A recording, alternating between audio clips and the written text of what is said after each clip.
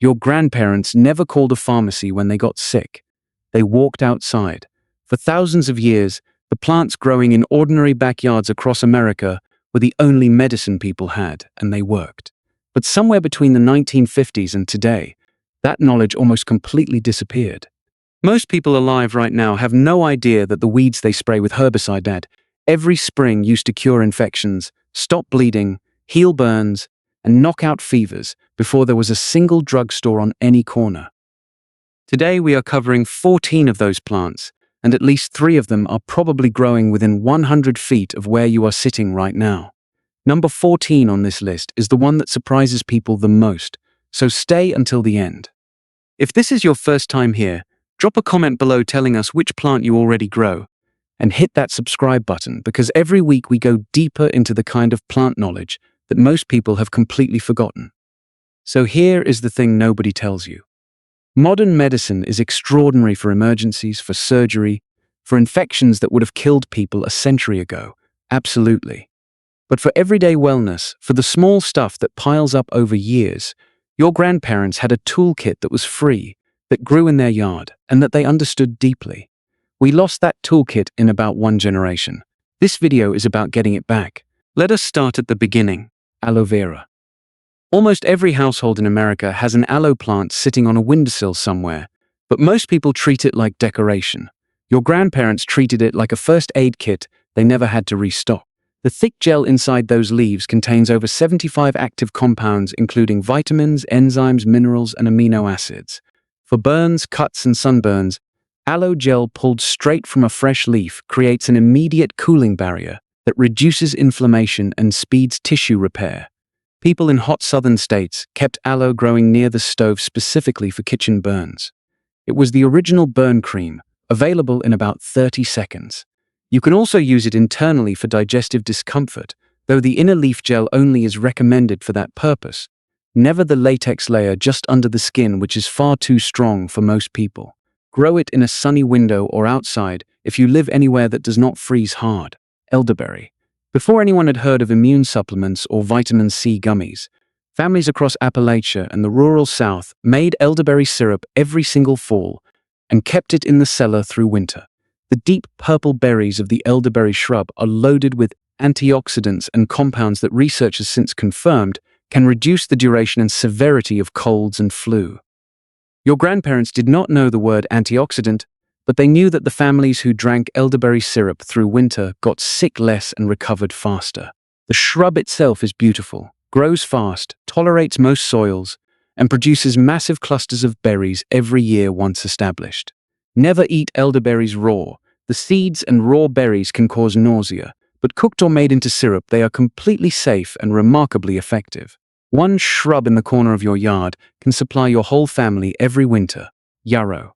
This is the plant that old-timers called soldier's herb, and once you understand why, you will never look at it the same way.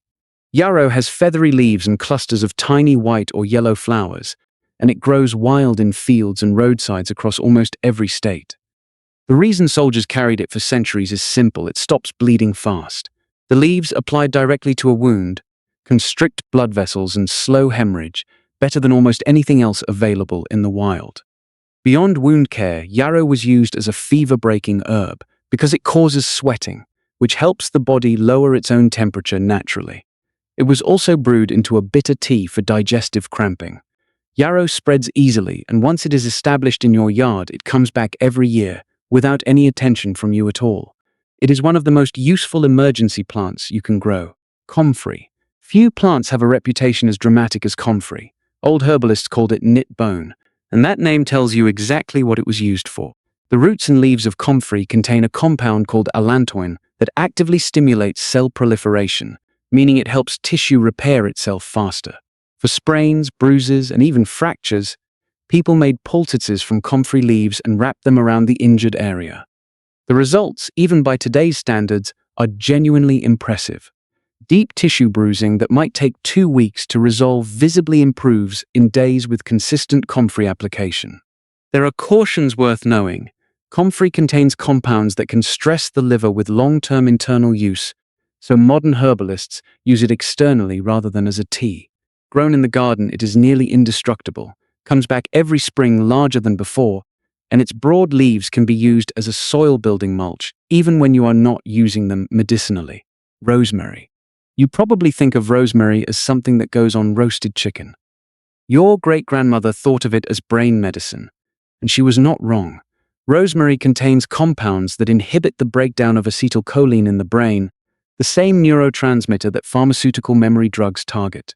Historically, it was used for mental clarity, memory, headaches, and circulation. Rosemary-infused oil rubbed into the scalp was a common remedy for hair thinning, and modern research on rosemary and hair growth has produced results interesting enough that dermatologists are paying attention. As a digestive aid, it reduces bloating and settles the stomach after heavy meals. And simply smelling rosemary, not even consuming it, has been shown in studies to improve cognitive performance and mood. Grow it in full sun, give it good drainage, and it will live for years in most American climates without much fuss at all. Lemon balm. If your grandmother ever handed you a warm cup of tea and told you it would help you sleep, there is a very good chance lemon balm was in it. This mint family plant, with its distinctively lemony scent, has been used for anxiety and insomnia for at least 2,000 years. Medieval monasteries across Europe grew it specifically for calming the nervous system. What makes lemon balm remarkable is how gentle it is. You can give it to children, to elderly people, and to anyone who is sensitive to stronger herbs, and it works without grogginess or side effects. Beyond sleep and anxiety, lemon balm is antiviral, and historically it was applied topically for cold sores caused by the herpes simplex virus. Modern studies confirm that lemon balm extract reduces healing time for cold sores significantly. It grows like a weed, which is both its best and most challenging feature, so plant it somewhere contained or in a pot. Right in the middle of this list is a good time to pause and ask yourself how many of these you already knew about. If you are learning something new today, share this video with someone who would appreciate it, because this is the kind of knowledge that should not disappear from one more generation. Garlic. Nobody needs to be convinced that garlic is powerful. The smell alone announces it. But before garlic was a kitchen staple, it was medicine, and serious medicine at that. During World War I, garlic juice was used on wounds when antibiotics did not yet exist, and it worked because allicin, the compound released when garlic is crushed, is genuinely antimicrobial. Your grandparents used raw crushed garlic on infected splinters, on chest colds, on ear infections. They ate it raw during flu season. They made garlic oil for earaches. Garlic thins the blood slightly, which is why people with heart disease history have used it to support circulation for generations. The key is raw garlic and crushing it first, because crushing activates the allicin. Cooked garlic loses most of its medicinal strength, but gains a sweetness that makes it one of the great flavors in any kitchen. So you lose nothing by growing more of it than you think you need. Ginger. Every culture on Earth discovered ginger independently and used it for the same things, which tells you something important about how effective it actually is. Nausea, motion sickness, morning sickness, digestive pain, inflammation, and cold and flu symptoms. Ginger contains gingerols and shogals that are among the most potent natural anti-inflammatory compounds known. For people with arthritis, regular ginger consumption reduces pain and stiffness in ways that have been documented in clinical trials. Your grandparents made ginger tea at the first sign of a sore throat, and they were right to do it because ginger actively fights the bacteria and viruses responsible for respiratory infections. Fresh ginger is far more powerful than dried, so growing it in a pot indoors or in a warm garden gives you access to medicine that works within minutes of harvest. Break off a rhizome, steep it in boiling water for 10 minutes, add honey, and you have something that genuinely helps. Lavender. People today associate lavender with candles and bath products. Your grandparents associated it with wound care, headache relief, and sleep. Lavender oil applied directly to minor burns was a well-known folk treatment long before modern burn creams existed. Applied to temples and the back of the neck, it relieves tension headaches for many people within minutes. Used in a pillow sachet or diffused in a bedroom, it measurably reduces the time it takes to fall asleep and improves sleep quality. The antimicrobial properties of lavender oil make it useful for minor skin infections and insect bites. Lavender is one of the easiest herbs to grow in most American climates and one of the most versatile. Dry the flowers and you can use them for months. The oil extracted from fresh flowers is more potent still, And because it is beautiful and fragrant, it improves every garden it grows in, regardless of whether you ever use it medicinally. Plantain weed. This is not the banana-related plantain. This is the low, flat-leafed weed that grows in cracks in your driveway, in your lawn, along every path and sidewalk in the country. Most people spend money and energy trying to kill it. Your grandparents reached for it whenever someone got stung by a bee, bit by an insect, or scraped their knee.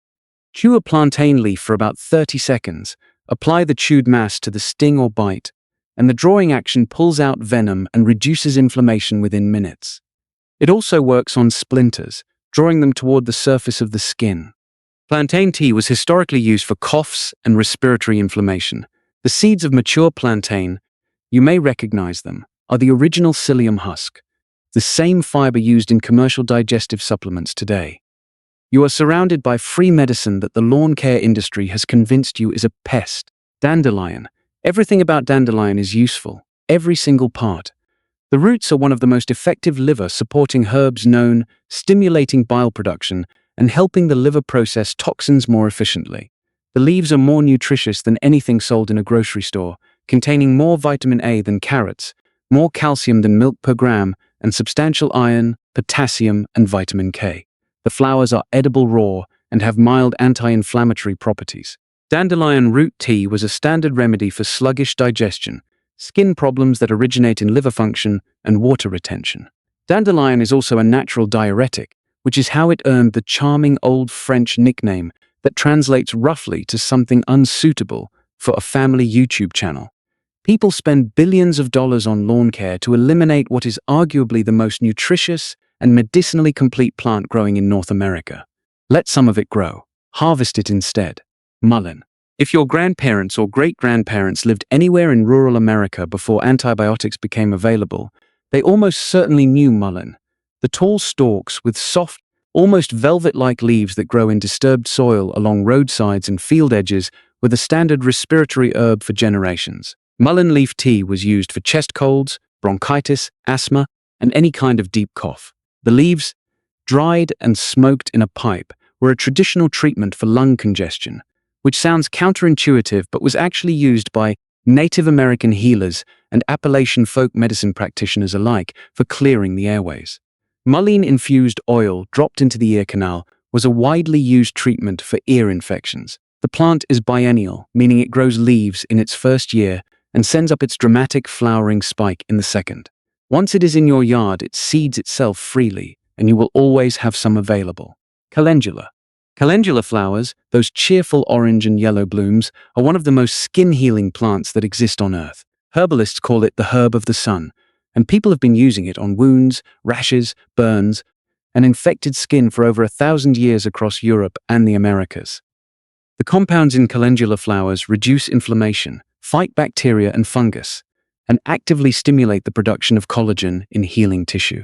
Your grandparents made calendula-infused oil by packing fresh or dried flowers into olive oil and letting it sit in a sunny window for 4 to 6 weeks.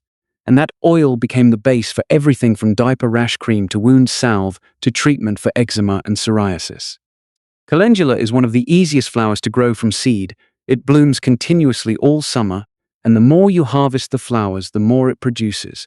Grow more than you think you need, then dry what you cannot use fresh. Feverfew. The name says everything. This small daisy-like perennial with slightly bitter, pungent leaves was the migraine medicine of the pre-pharmaceutical world. People who suffered from regular migraines chewed 2 or 3 fresh feverfew leaves daily, and historical accounts consistently describe dramatic reductions in both the frequency and severity of attacks. Modern research has since confirmed that parthenolide, the active compound in feverfew, inhibits the release of serotonin and prostaglandins that trigger migraine episodes. In an era when a migraine could put a person in bed for days with no relief available, feverfew was life-changing. It was also used for arthritis pain and fever reduction, which is where it gets its name. The caution with feverfew is stopping suddenly after long use can cause rebound headaches, so taper off slowly rather than quitting cold. Grow it in a sunny border and it will return every year, spreading slowly and reliably, asking almost nothing from you. These 14 plants did not survive thousands of years of human history by accident. They worked. They were tested by every generation that came before us, in the only way that really counts, by using them on real people with real problems and paying attention to what happened. We got so dazzled by the pharmacy on every corner that we forgot we were already surrounded by medicine. The good news is none of that knowledge is actually gone. It is right here, and the plants are still growing. If this video helped you see your yard or your neighborhood differently, that is exactly what it was supposed to do. Share it with someone you know who cares about self-reliance or natural health, because this is the kind of information that spreads best person to person. Leave a comment below telling us which of these 14 plants you are going to grow first, or which one your own family used that we should cover in a future video. Subscribe if you have not already. Hit the notification bell so you catch what comes next. And remember, the best medicine cabinet you will ever have is one you can grow yourself. We will see you in the next one.